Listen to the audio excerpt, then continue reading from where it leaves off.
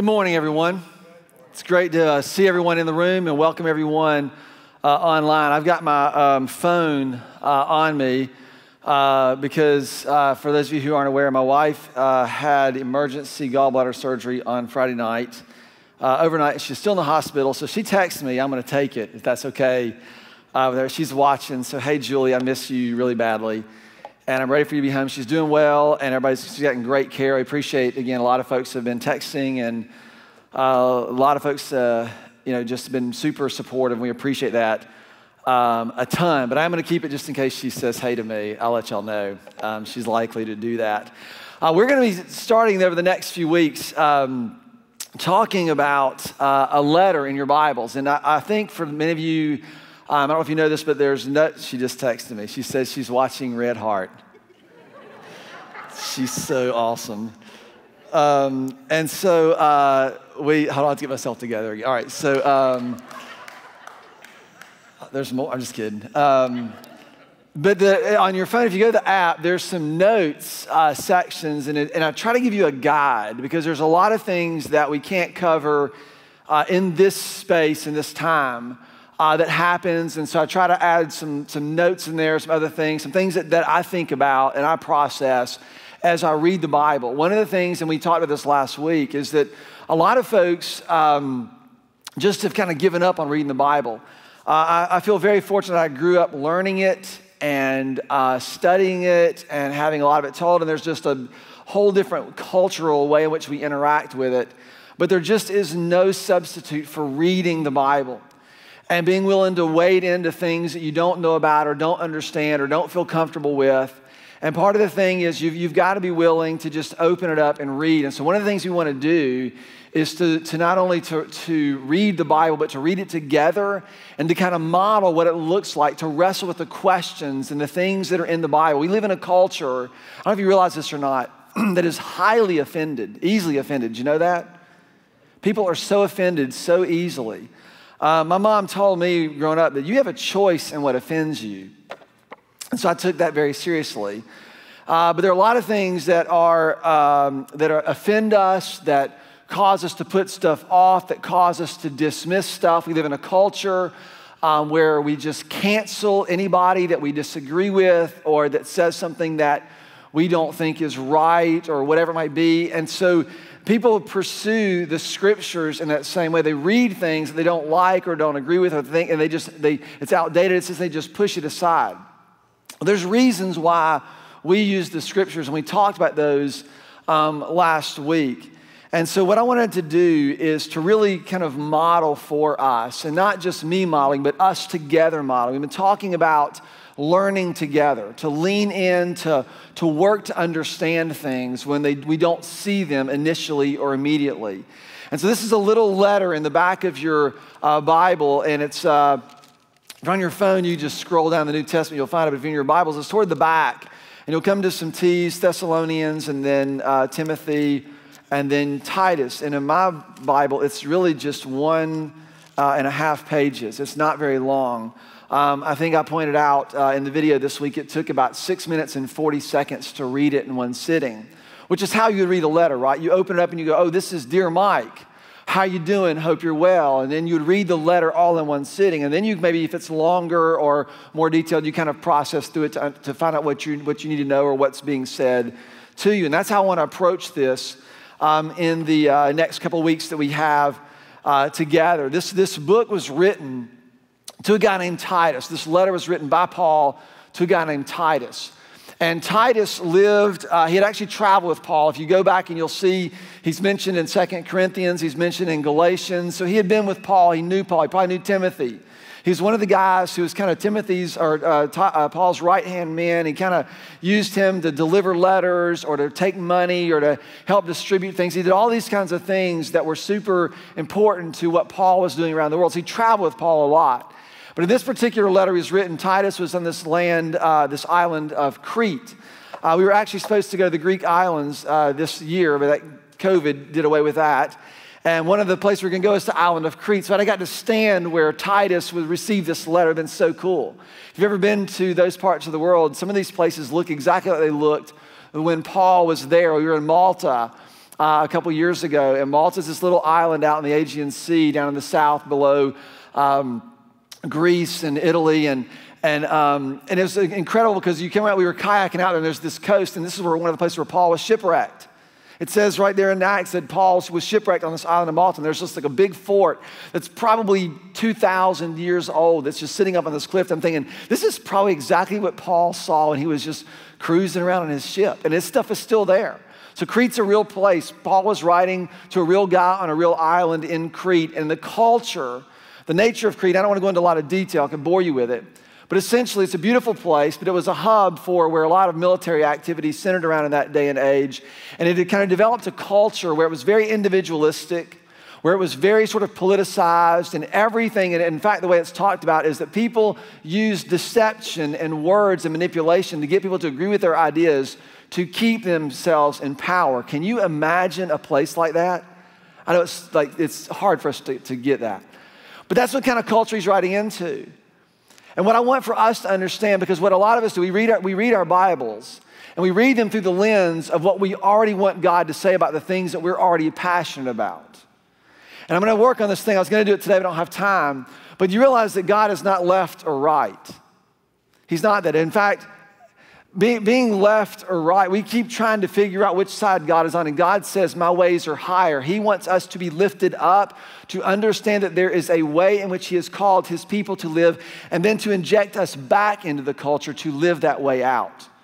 This is not about trying to figure out which political issue, which issue God is on our side with, but this is about a letter that is written to us and say there is another way for us to live in a culture that is not going to get this right.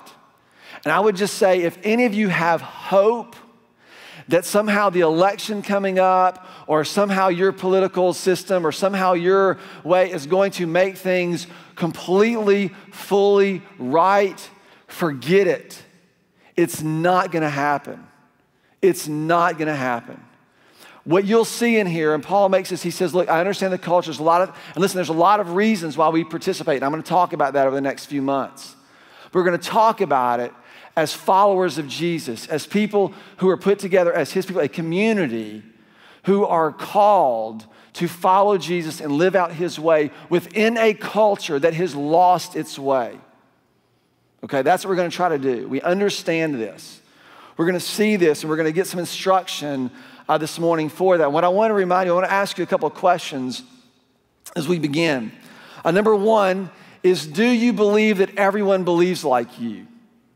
And online, you can just think about this. You can write it in. I mean, does anybody in here believe that everybody believes just like you? Wouldn't it be easier if they did?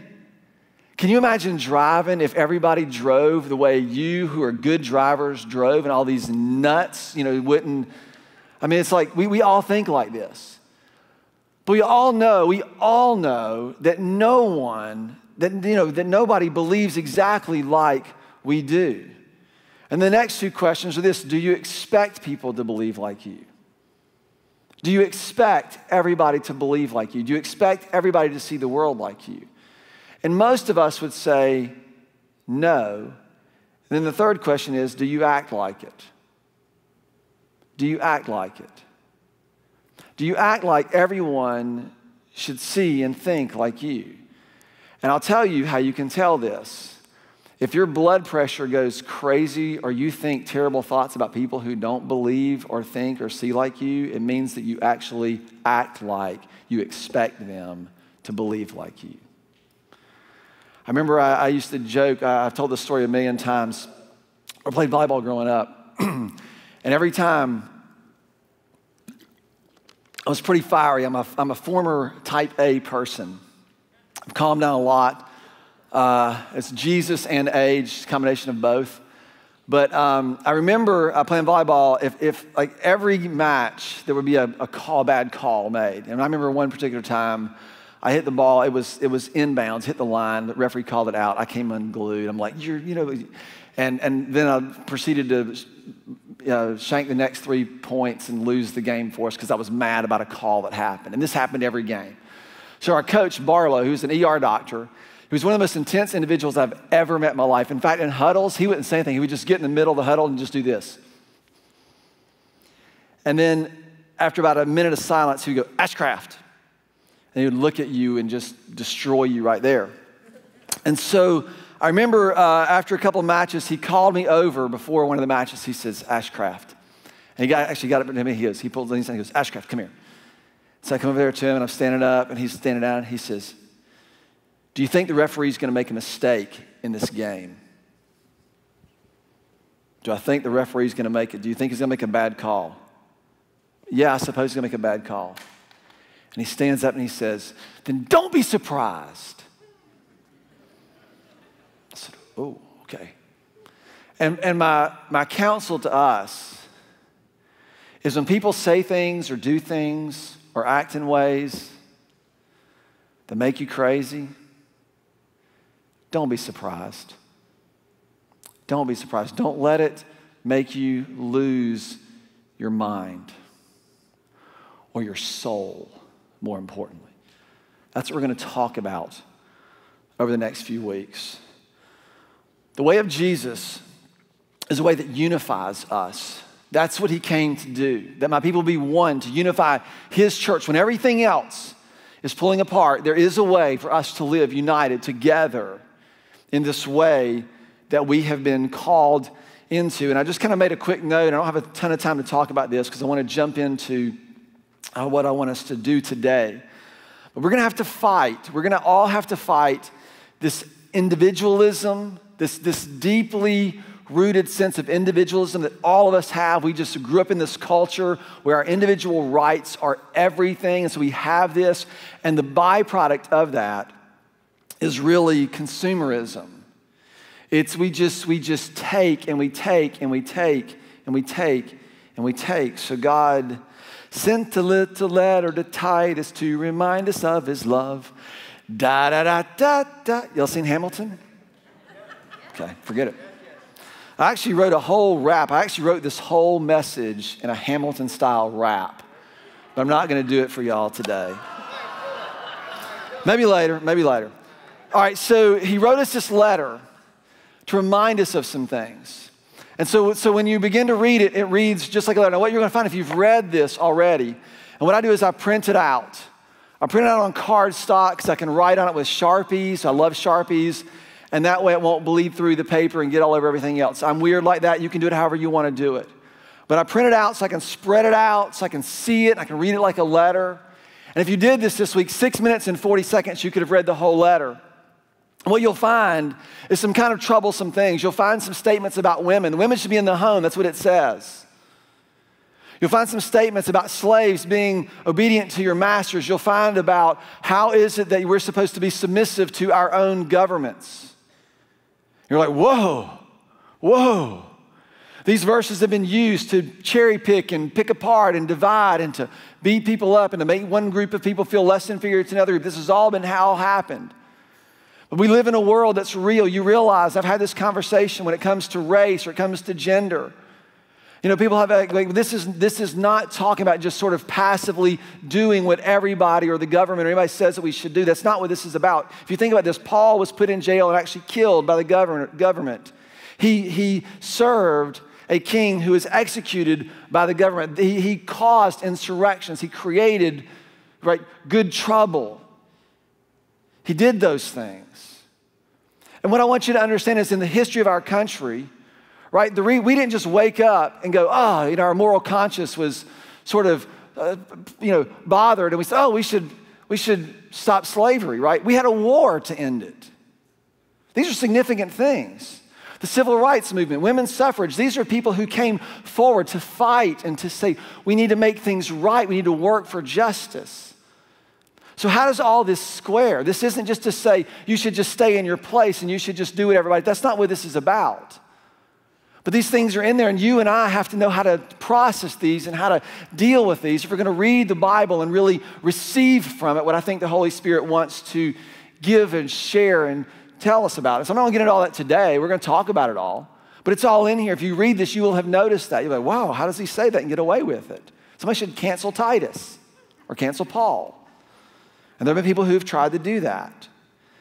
And so the letter, I want us to just begin to kind of wade through it and look through it and talk about it in this way and then make some applications and see what we can do about it, and more importantly, what God wants to do through us in a culture that is desperate for something else. Okay, we're all good with that, right? So here's how the letter begins.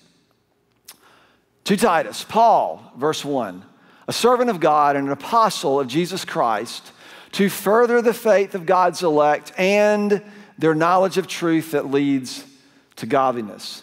Now I go, oh, whoa, there's already two things that I notice. That Paul is writing this letter to further the faith. This is not our system of beliefs. That's not what it's about. It's about furthering the faith, the way in which we live and trust God the Father and what He has given and made available through us, for us, through His Son Jesus, to incite us to live with more trust and more faith and more dependence on Him. He wants to further the faith. And the second thing, he says, and for those of you who are bothered by the word elect, it just means it's chosen. I'm not going to get into all that. You can ask me later or email me, and I'll be glad to give you my 2 cents on it. I think we make way too much of that to try to figure out who's in and who's out. And he just says, look, man, I'm writing this letter. I want to further your faith. He wants to further your faith. He wants you to be more trusting of Him by the end of this journey. And the second thing is he wants us to have a knowledge and understanding of truth, this tricky little thing called truth, such that it leads to godliness. And this is a big word. Depending on how you grew up, this word means that you should be well behaved. It means that you should believe rightly about all the issues of the day.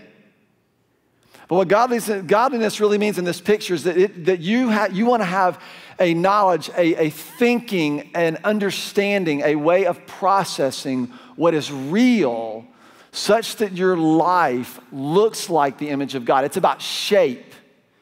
It's about what shape your life takes in the culture. Does it look like God's image? That's what His godliness is, like God. Does it look like God is? Does this look like how God would be represented in the place where you are? So that's all from the first couple of phrases in the verse. He wants us to be filled with the knowledge of truth that leads to godliness, in the hope of eternal life, which God, who does not lie, promised before the beginning of time, and which now at this appointed season, or at His appointed season, He has brought to light through the preaching entrusted to me by the command of our God and Savior. The word preaching there, just so you know, doesn't mean what I'm doing right now. It means proclaim. It's voice. It's more generic. It's what you say to the world. And what's important when you begin to read this letter, you'll notice there's a lot of emphasis on trust. He wants us to understand the truth. He's talking about a God who does not lie. You'll see this throughout this book. He's talking about trust, which has been entrusted to me. That means we are recipients. We've been given this. Your voice has been given to you. Your life has been given to you. And it needs to represent well that for which it has been given, the purpose for which it's been given. He said, this has been entrusted to me by the command of God, our Savior. Verse 4, to Titus, my true son in the common faith. Now, Titus would have run around with Paul a lot, so he knew a lot about what Paul was saying, what Paul taught. He knew a lot about the grief that Paul got. He knew who tweeted about him. He knew who did all those things. He knew all this about him.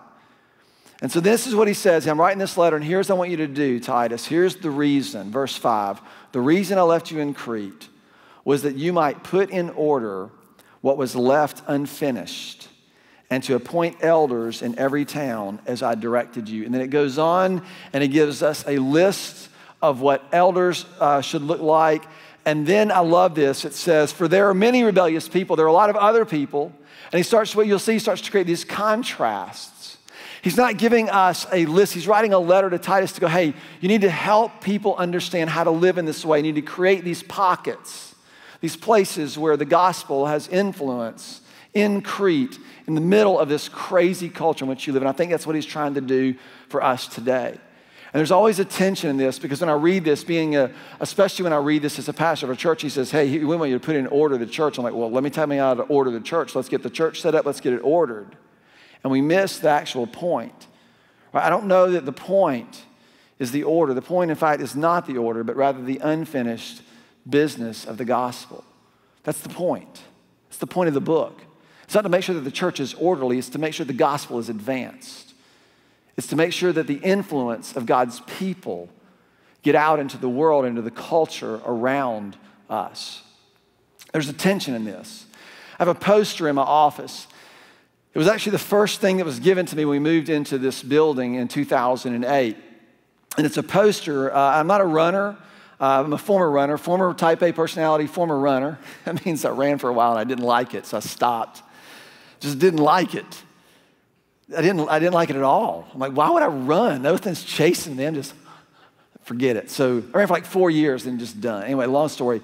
But there's a poster in my office, and it's a picture of this long road just out in the distance as far as you can see. There's a guy who's running right in the middle of it. And it's just way off in the distance, just, kind of spanned back as far as you can see. And then at the bottom, I think it's a Nike poster. In the bottom, and I'm not a big fan of like motivational junk on my walls, but this says, there is no finish line. And it just reminds me, there is no finish line. That the work that we are called to do has generational implications. You'll see that. And for me, there is no finish line. I have to create places along the way to rest and to celebrate and to recover and to bring things to a sense of conclusion in order for the next season to begin. But there is no point when I kick my feet up and say, oh, the job is done. It's interesting that what Jesus finished once and for all allows me and my life to continue forever and ever and ever. And there's an unfinished business that is left for us to do. And that's the tension that I want to address. So here's what we want to do. I want to just I want to prep you. I want to prep us. But in order to prep us, I want to prep you. So we've got to fight individualism, right? We've got to fight it. But in order to be and understand what it means to be in community and to live with one another, we have to bring ourselves to that. We talk about that a lot. I'm a big believer in your own personal relationship with Jesus, your own personal walk with him. I'm a huge proponent of that. But that has and must make its way into an expression in a relationship with other people. This is exactly what Jesus commanded us, right? To love God with all of our heart, with all of our soul, with all of our mind, with all of our strength. And then out of that flows this love for our neighbors. There's a connection that we have, but it starts with me and you. What you bring to we is what makes us we. Everybody in this room affects the culture of what we're going to become in this room. Everybody who's watching online, the way you participate affects the culture. Everything that we do affects, or let me say it this way, everything that you do affects what we do. And this is where we just got to get committed and say, this is what we're going to do. As for me and my house, as for me and my people, as for me and my tribe, this is how we're going to live in this culture. That's what I want for us to get and to understand. And so the choices that we have when we look in the world around us is this: to add to the chaos or to contribute to the healing. Everything that you and I do in this culture of madness and craziness, we either contribute more to the chaos or we figure out how to contribute to the healing. We add to the chaos or we contribute to the healing. It's a choice every single day, every single moment, every single encounter. It's a choice as to how we're going to interact with the world around us. The unfinished business that God has given us is to make sure that there is a gospel presence that actually affects the culture. The tendency when you see the culture and the chaos that it is, there's two kind of things that we think about. We either wage a culture war, we either go to war with the culture, or we completely withdraw from it and just say, you know what, the whole world can just go to hell, literally, because I'm just going to take care of me. That's not how we're called to live. That's not what Jesus left us here to do. He said a little leaven leavens the whole lump, that our posture as followers of him ought to make a difference in the culture around us. And he starts to give us a lot of really crisp instruction, but one thing he makes very clear is that the gospel has to be central to this. So I sat down and I just began to kind of, again, piece this together. So this is in Titus chapter 2. And when you read it, Titus 1 and Titus 2, there's a big chunk where the gospel is kind of given to us that just, I think, hinges this whole letter. And in chapter 2, verse 11, this is how he says this. This is right after this whole section on men and women and, husbands and wives. And in verse 11, he says, "For the grace of God has appeared that offers salvation to all people." For the grace of God has appeared and offers salvation to all people. It teaches us, the grace teaches us to say no to ungodliness. The grace of God teaches us to say no to ungodliness and to worldly passions, and instead to live self-controlled, upright, and notice it says upright and not uptight. Some people get that confused. Upright and godly lives right here, right now. What is it that causes us to do that? Is it your intellect? Is it your willpower? Is it your capacity to get things done? No, it's the grace.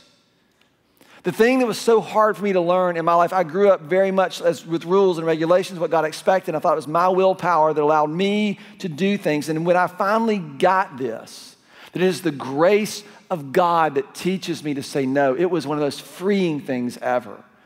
Because it means in the face of temptation, it doesn't mean that I'm a bad person, it just means I need to depend on His grace. What I've learned is that we are never immune from temptation, none of us.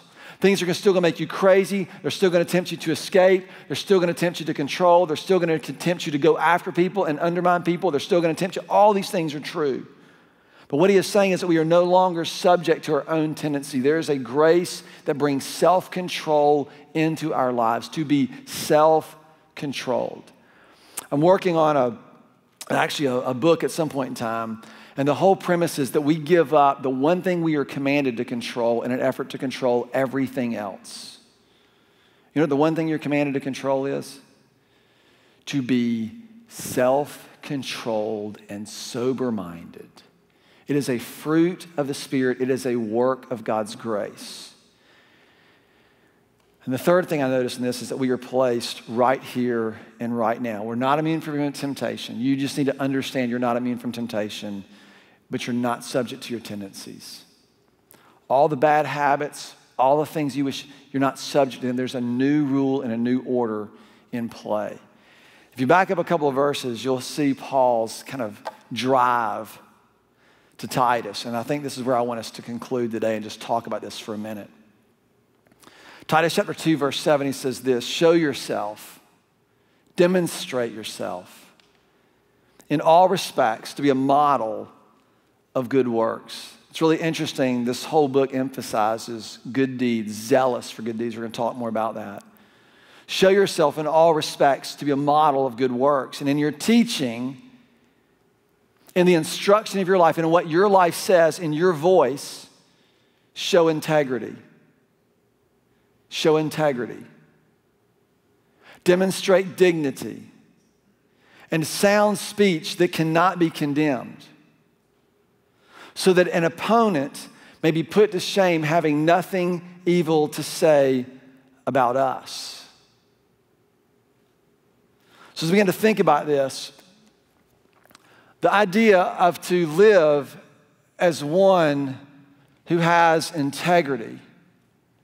Integrity simply means whole. It means whole. And what he's telling us, he said there needs to be a seriousness with which we approach. In fact, the one translation says that we are to preserve ourselves with this seriousness. It's a worth thing. It's an understanding of the significance and the weight that your life has. There's a verse in here that some of you will love, and it's in Titus 1. It says, you got to silence those who don't agree with you. And if that's your favorite verse in this book, you might have a problem.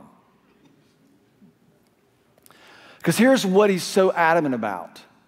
What Paul is so ticked about when he's writing this kind of biting language to Titus is that people have misused their influence. The thing that he makes more clear than anything else is that the influence that you have needs to be stewarded well because you are accountable for it. And he says you need to show yourselves as a model of what it looks like to follow Jesus. Do you realize that you affect people when you walk and enter into their presence? If your kids have to find out what kind of mood you're in when you come home, it's because you affect them with your presence. When you see people coming at you, do you go, oh, I'm so glad to see them? Or you're like, oh man, what do I got? You know, everybody affects you affect everybody in this way. And what he's saying is you got to pay attention to yourself. Paul would write this to Timothy. Titus would have known this, to pay attention to yourself and your calling and your gifting. He would have known, he would have probably heard those words from Paul's mouth. And here he's saying you got to show yourself. Try not to sing the Frozen song. I've been watching too much Disney Plus. But to show yourself in all respects a model of good works. And your teaching show integrity. It just means wholeness. What's happening in your thought life? What's happening on the things that you're getting done, the activities, your to-dos, the things that you do in your life? What's happening with the words that you speak? What is it, Lauren Ipsum? You've seen that when you're, anyway, forget it. It's been a long time.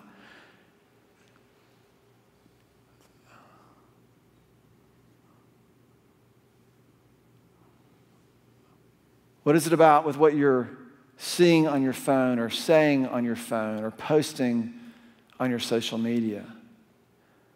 Do you have a governor that says what you'll post or not post or repost or not post? I read a lot of people's social media. I'm like, you need a journal, not a blog. You need to process these things in your own internal world with the Lord before you post things out. I see some people who say things on social media just because they're mad at someone else. What I've instructed our staff to do, what I want to instruct our church to do, if you see something that someone says or does online that bothers you, don't comment. You know, the comment section is the best place to solve problems. How many of you have felt like, I'm going to comment? You started writing it and do you have a governor? Do you have a thing that says, this is what I'm going to do and not do? Paul says to show yourself. I have a thing. I have the vision statement for my social media, for what I do. My job online is to be a pastoral voice in the lives of those who follow me. If it is not that, it does not get posted. It's a governor. It's something that says, this is how I'm going to use my words. With my kids growing up, I didn't know how to parent when my kids were young, which most people don't, but I didn't know how to parent. And I thought, oh my gosh, what am I going to do with these kids? So I said, well, I need to teach them something. What do I teach them? And I'm like, oh, the Bible. Well, that's kind of a big call. So what if I can break this down into 4 simple things? So I gave my kids 4 rules. 4 rules, if I could help them get to be 5 or 6 years old and really get these 4 rules, I would consider myself a successful parent because you can raise great kids if they can get these 4 things down. So if you're a young parent, you might want to write this down. This will save your life. Thing number 1, rule number 1 is be grateful for everything. Be grateful for everything. When your parents bring you green beans that you hate, you thank them because they care enough about you to do something. You be grateful for everything. Number 2, you respect everybody. If you have a problem with an adult, you give them respect. You talk to me, I'll take care of it. But you respect everybody. You don't ever sass or backtalk someone in authority, ever. Respect everybody. Number 3 is never lie.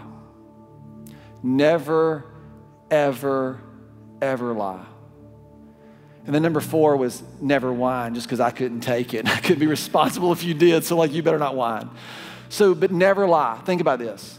Here's the emphasis in Titus. God who does not lie. Trust amid distrust.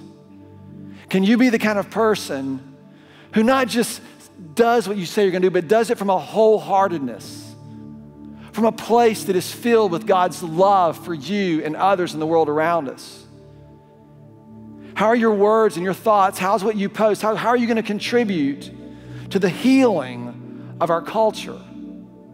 How are you going to do that? Do you know why I told my kids to never lie? Not because it's bad. It is bad, but that's not why. Because I said, if you lie to me, I can't help you. Do you see that? If you don't get gut honest, if you don't learn how to live with the knowledge of the truth,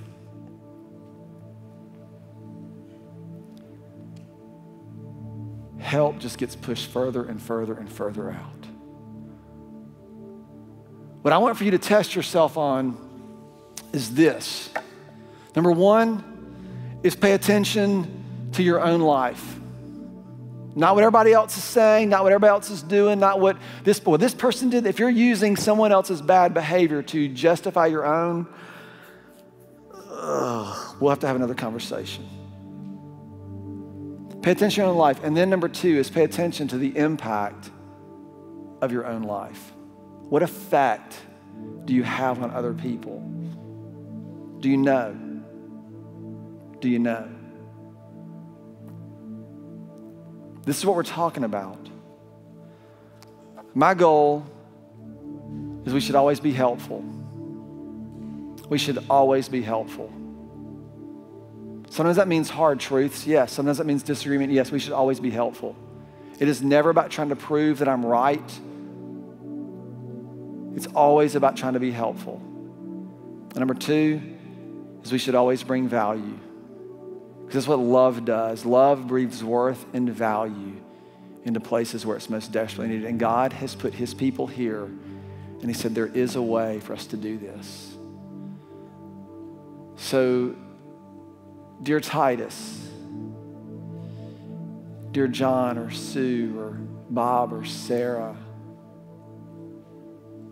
show yourselves as a model, an example of someone who loves and cares. Let your speech flow from a wholeheartedness. Let your thoughts, and remember, it's the grace of God that fuels this. We're going to close with this song, and I love this song for a couple of reasons. One is because it just says, I've been strong and I've been broken within a moment. Like it can happen. You're like, oh, I'm so in love with you. And then you get out here and someone does something that makes you crazy. And just like that, you're off the rails. And I'm like, sometimes that's me. And maybe sometimes that's you. And I love it because it says that God's grace, he just meets us where he finds us. He comes right to you. Like Carson said earlier, he shows up and he says, hey, greetings, I'm here. I'm still here. And the other thing I love is he says, don't second guess what I've called. You might think that you don't have anything to offer, or you might think that you've done too much, but you don't second guess what I've called. If you want my heart, if you want me to be a part of your way, I'm not going to second guess it. That's what we want to do today. Father, thank you that you have made a way